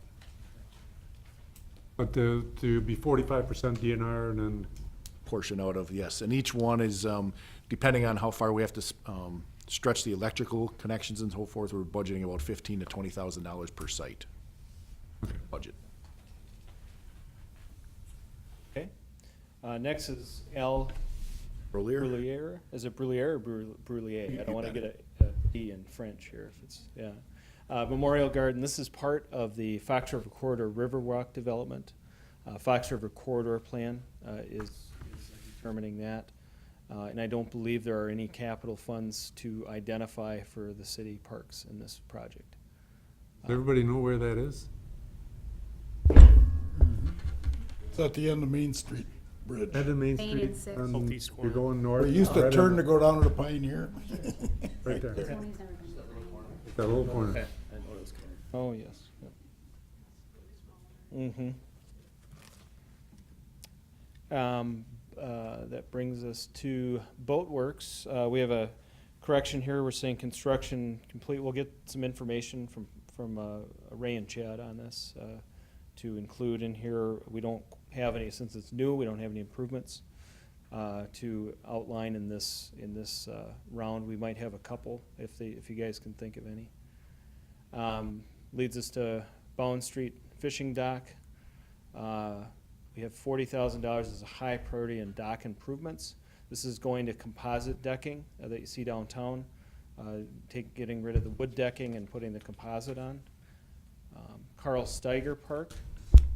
We have medium priority projects of benches, shoreline restoration with riprap native planting combinations, park signage, and a low priority project of installing the energy efficient lighting. And again, we refer to the Fox River Corridor Riverwalk, refer to that plan specifically for cost improvements. Fugelberg Boat Launch. We have a high priority project of the electronic pay station. We also have a high priority project of the restroom renovations. Medium priority projects include site lighting, park signage, and constructing a new boat launch. Low priority is replacement of the dock. And the parking lot improvements, again, per the Oshkosh Park study. Is it bad there? They're actually, we're proposing to renovate those next year. Those are the high priority pieces. Which ones are those, Ray? What was the question? The restroom here, Terry was wondering if Restroom. they're actually not that bad a condition and. Okay, I just made sure it wasn't the docks, because those are a little lower priority. No. Okay. Michigan Street Fishing Dock, high priority is adding benches at the park. Mill Street Boat Launch, we have a high priority for the electronic pay station. That just came off that came off, right? You said you're not gonna put one there, It's still in the plan, but it's not planned for next year. So we're gonna keep it in the plan but change it to medium? down the or- road. I would leave it in for 5 years possibly. Because even if we have it as a high, doesn't mean it's gonna happen in 5 Okay, years, but all right. We can always kick. it can always be adjusted. And it's based on funding as well. Shoreline restoration as a medium priority. Low priority is the dock replacement. We're gonna replace the dock there, so we'll get a little more language there behind dock. Riverside Park. We have the high priority project of the Riverwalk renovation, adjacent to the leach, and that's gonna be a path to the next project at medium priority, which is the gazebo shelter. And then another medium priority project to the park sign at Riverside Park. Just to remind the board, behind the Leach Amphitheater, the Riverwalk is actually sinking, basically, because it's not, when it was constructed, it wasn't attached to the seawall like we are during with the current areas we're doing. So there's a major trip hazard back there that needs to be taken care of. So we applied for a DNR grant, hoping to get 50% funding for that and complete that next year. So that's where we're talking about the Riverwalk renovation. I think that leads us to William A. Steiger Park. We're changing the shoreline restoration to high priority. That was discussed today. And open for discussion. Renovating the open air shelters is also high priority. Medium priority, we're looking at adding benches to park sign and site lighting, energy efficient site lighting. We also added today fishing pier new decking, looking at that composite decking for the fishing pier. That's there at William A. Steiger Park for replacing it as a medium priority. Low priority would be the dock replacement, so that it's a dock getting replaced at that park site. Okay. Camp Bragg Memorial, we're looking at a low priority project of installing site lighting. We also are going to add here underneath Camp Bragg Memorial the Grand Opera House Square. A couple low priority projects, the new marquee sign at 15,000. Streetscape improvements, electrical improvements, low priority, of course, looking at, maybe 100,000. But we walked the site after we went through that in our meeting. I don't think that we even have that on at low priority at this time. It's so new and in very good condition, we feel. So, but really looking at a new marquee sign for a low priority project. So we'll have, again, underneath Camp Bragg Memorial, we're gonna have the Grand Opera House Square. You'll see that on there in one low priority project.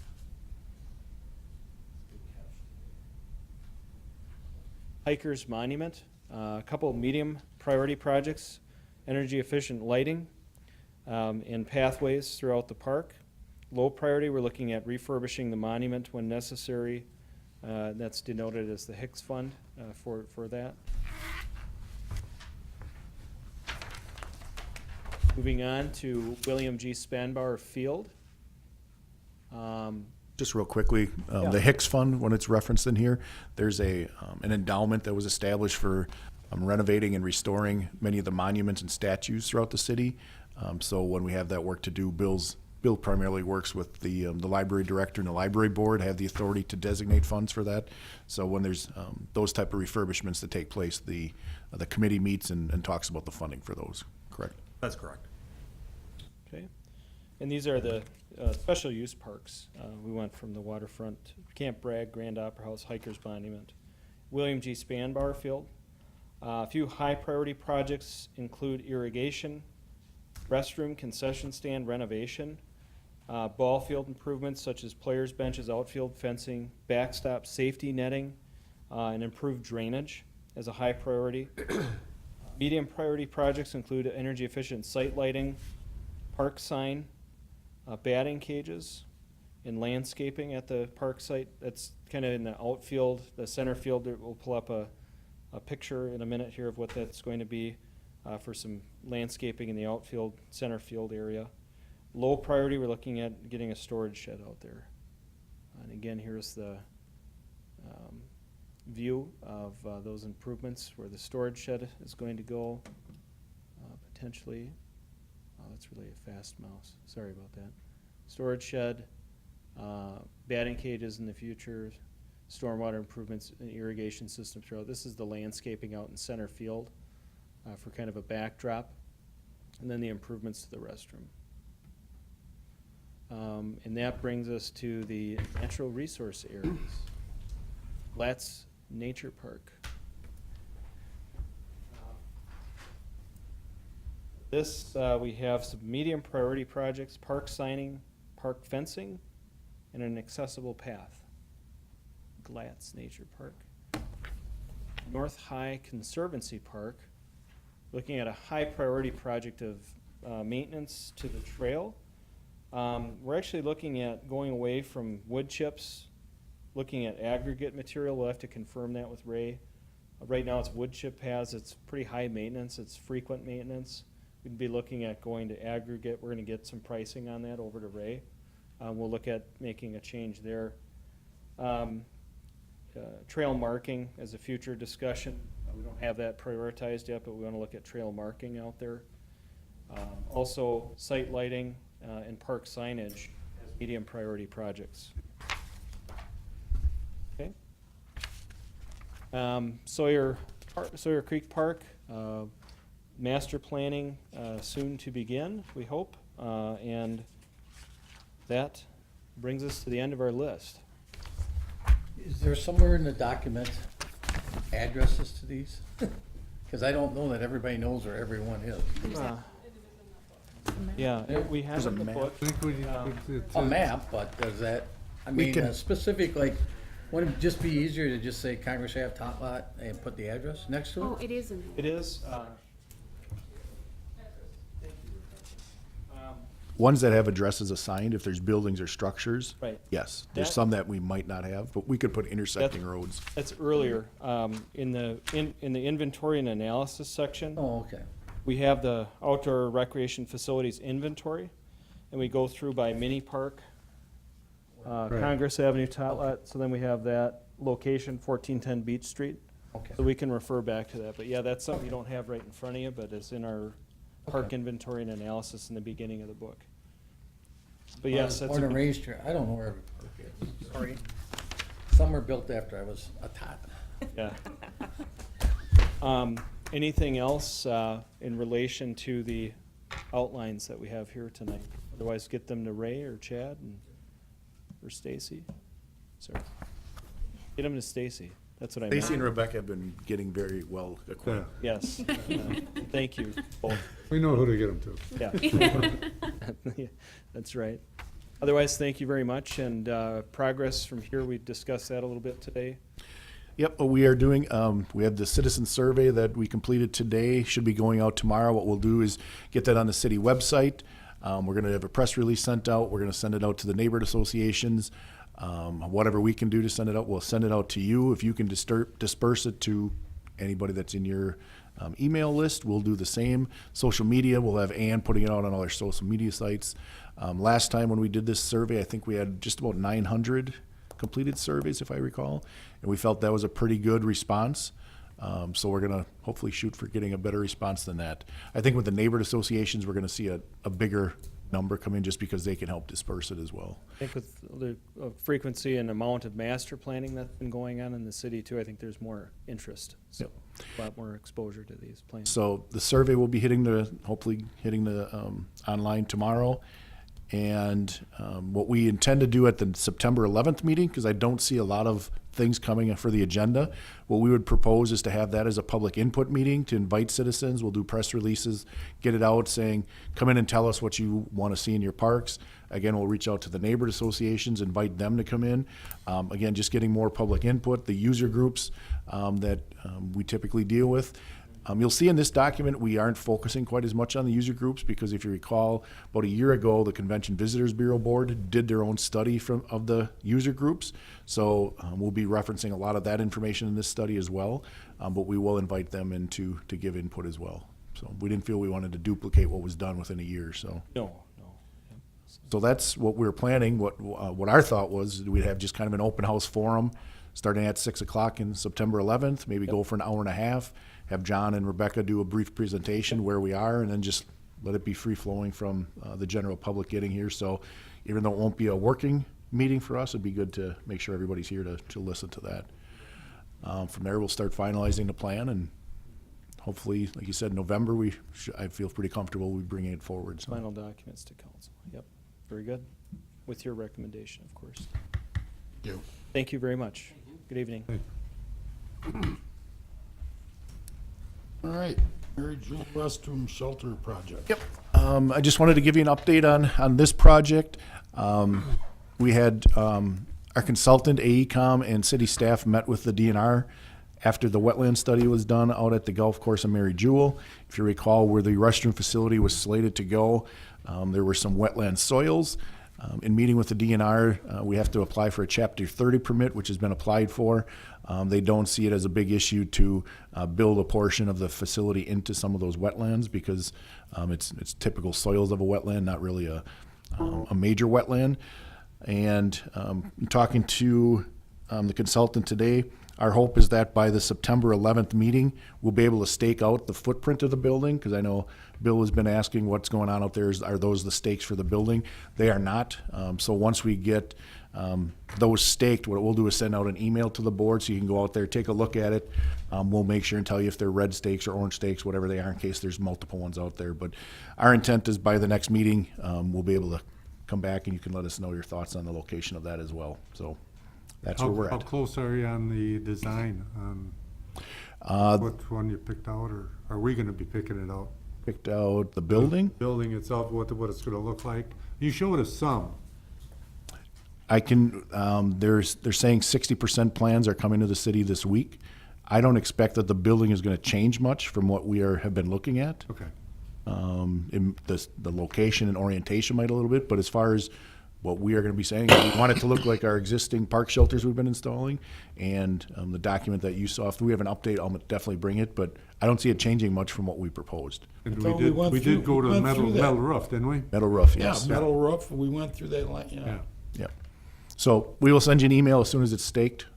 Make sure you go out there and take a look at it then. They are aware of, not being too close to the ball field, not being too close to the tee box. And talking to them today, there's very limited room on where they can adjust it just based on the potential trail, the ball field, and the golf course. So we'll be in touch on that. Okay. Park director. Before the former police chief retired, I want to say it was probably 2.5 years ago, we had a brief meeting with the Youth Coalition from Rethink, which is through the county health department and focusing on healthy initiatives for communities. That was their discussion to us about 2.5 years ago, was to have some discussion on tobacco-free parks, which means no smoking, no chewing tobacco, no e-cigarettes. And we had given them some information that we wanted for them to go back and do a little more research. They did a council presentation, I believe, back in July to the Common Council about their ideas. Prior to that, they did meet with me and the existing police chief. We did give them some feedback, and I wanted to let this board know that will be coming to us in the future. Both the chief and I have some concerns and questions about this.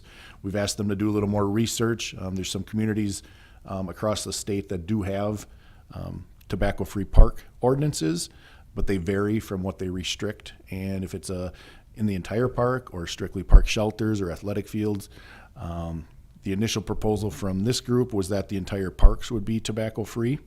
The police chief obviously is concerned with putting an ordinance on the books that is not going to be very enforceable for him. He doesn't have the staff, but I think it's something that we need to have them into this board and have some discussion on. But we do have some requests for them over the next couple of weeks.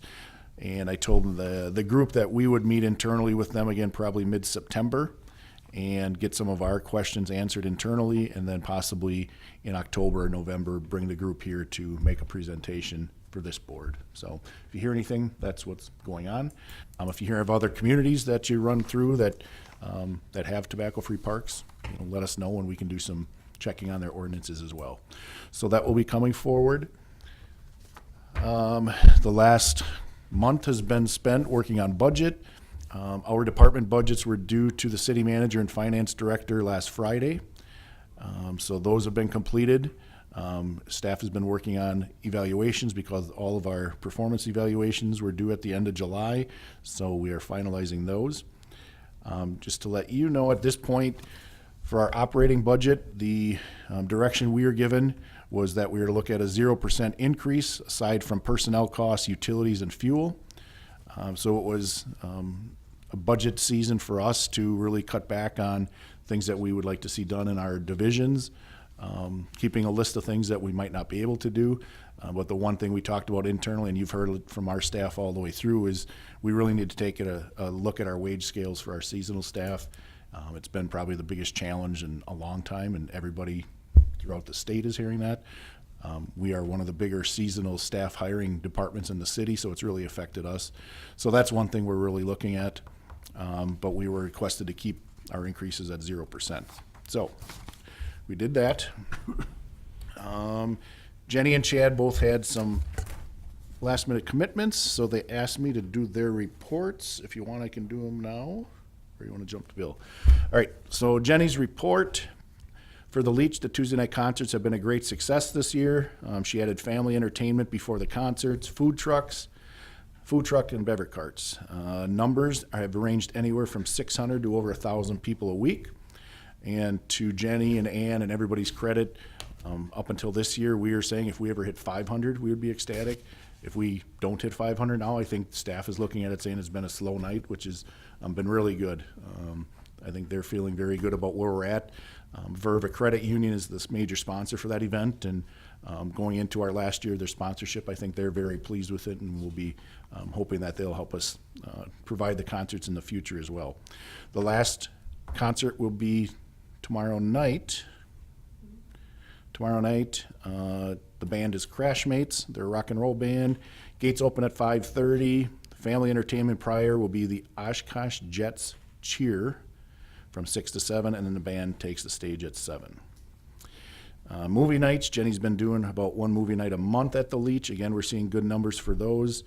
All four movies were sponsored by Oshkosh area businesses. Attendance has been ranging from 300 to 500 people. Free movies. The last movie of the season will be August 25th, and it'll be Moana. Gates open at 6:30, family entertainment from 7 to 8, and then the movie is at dusk. Family entertainment will be the Oshkosh Fire and Police Departments, providing some information as well as some possible vehicles being on site as well. And then coming September 23rd is the Touch a Truck event. It's a large community event that's free, typically brings in about 2,500 people, so Jenny's busy working on that and getting trucks from Oshkosh Truck and other businesses throughout the city. Pollock Pool, been a slow summer, cooler temps. If you'd like to volunteer for any of Jenny's events, especially food truck, please contact our department or Jenny. Thank you. Pollock Pool it's a very low attended summer. We got a late start to the summer, cooler temps, and with the above average rain, we're seeing a very low attendance this year. On Saturday, August 19th, Season Pass Appreciation Night will be held from 5 until 8. This is a private event for just pass holders to thank them for being committed to the pool. The pool will be open until Wednesday, August 23rd, which will be our last day for the season. Between us and the lifeguards through the recreation department, staff starts returning to college and sports activities, so it gets difficult to staff past that. Children's Amusement Center, a number of special events that Jenny's been hosting down there, but she also purchased 3 stand-up paddle boards for rent. Those have been going out on a regular basis. August 22nd, we will be hosting Bubble Days from 11 till 3. Children will be able to experiment with bubbles, bubble wands, demonstrations with dry ice, bubble art, and a bounce house. That's a new event that we're trying. September 24th is closing day for the amusement center, and they'll be hosting a Children's Day parade from 11 to 3 p.m. Individuals or groups will be able to enter a float and will be in the parade on the path from the beach house to the Kiwanis shelter. Tom Pease will be performing at this event. Menominee Park Zoo, preparing to get ready for the largest fundraiser of the year, Zulaween Boo, which is October 21st and 22nd from 11 to 3. Looking for area businesses and organizations to do trick-or-treat stations, in-kind and monetary donations as well, and also volunteers are needed. That is Jenny's report. Chad's report, a lot of things we've been talking about. He's been assisting me with the updates to the comp plan, the budgets, performance evaluations, some staffing items he wanted to make note of. The Oshkosh Zoo Society, this year they funded a zoo educator coordinator at the zoo who offered some obviously educational programs. The society is committed to fund that position again in 2018. So that's about a $9,000 donation we received for a seasonal position at the zoo. He made note in here again that there's been struggles all season to keep staff in many of the areas. As part of the Parks Department, we're looking to do a strategic planning effort, which will encompass all of our divisions. It's completely different than what we're doing with our comp plan. Our comp plan is more of the facilities and projects. Our strategic plan deals with how do we get from here, from this year to the next 2 years, goals and strategic plans that will meld in with the city strategic plan. I don't recall if we've ever done one, but because we have so many various divisions from parks, forestry, cemetery, golf course, senior center, amusements, I felt it'd be good for our staff to all be involved in a strategic planning for not only the department, but to, again, meld that into the city strategic plan. Project updates, South Park Lagoon work is well on its way. We get weekly meetings and updates on that. Tech Miller Park restroom, that work is scheduled to begin this week. That should be completed by mid-October, so you'll see that facility being renovated and ready for the season next year. Playground projects, the playground at Seasand and Sailorland and Fugelberg Park as part of the Great Neighborhoods program, which again is through the planning department. The neighborhood associations can apply for grants. The Seasand and Sailorland play equipment will be removed, and then a new site or a new project playground equipment going in. We're looking at right after school when it begins, so the first part of September into late September. And then at Fugelberg Park as well, we'll be doing a new play structure there at the same time. I know there's been a number of questions out there at Menominee Park. There's a large concrete base. That is a project where the Celebration of Lights 100-foot tree normally goes, and there's been issues in the past with properly anchoring that structure. So Chad has worked with Celebration of Lights. Essentially, there's going to be a concrete base with a sleeve that goes down where they can securely anchor the 100-foot tree, and then there's anchor points that are also little concrete structures underneath manholes. Celebration of Lights is paying for the entire project, but what it also gives us then is some concrete or hard areas for some of the special events that are now holding their events in that area, from Rib Fest to Sawdust Days and some of the other larger boat tournaments or fishing tournaments that go on. So there's a hard surface now that in the past was a wet hole, basically, because what we had to do in the past is go in there, dig out the hole to let to get the 100-foot tree erected, and then once we came down in spring, we'd come back in there and fill that hole back in, and it was just always an up and down and a water collector. So if you get questions about what that is, that's what it is. It's more secure for the Celebration of Light 100-foot tree. More great neighborhood projects that were recently approved by the Common Council. I talked a little bit about Tech Miller Park. The athletic field is going to be reconstructed there. We're actually having a meeting within the next 2 weeks to start planning for that.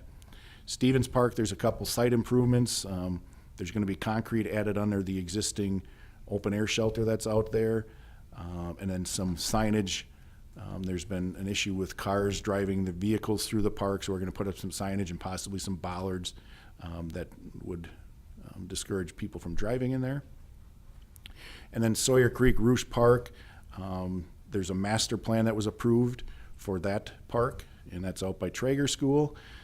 Rutler Corporation has a proposal that they are going to get to me, and we'll most likely work on that in conjunction with the update of our corp. So we'll start working closely with that neighborhood association to get input on a master plan out there.